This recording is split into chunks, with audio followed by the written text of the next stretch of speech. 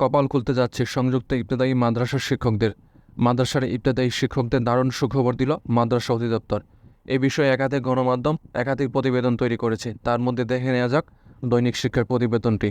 তার আগে আপনি যদি আমার চ্যানেলে নতুন হয়ে থাকেন, এরকম ভিডিও পেতে অবশ্যই চ্যানেলটি সাবস্ক্রাইব করে সাথেই থাকুন।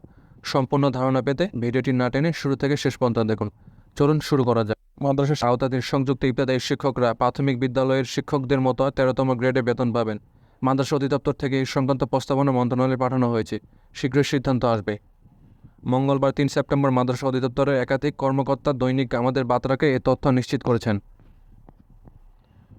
মাদ্রাসা অধিদপ্তরের এক কর্মকর্তা দৈনিক আমাদের বার্তাকে জানান, মাদ্রাসা শিক্ষা অধিদপ্তরের জনবল কাঠামো সংশোধন সংক্রান্ত পরিপত্র মন্ত্রণালয়ে পাঠানো হয়েছে।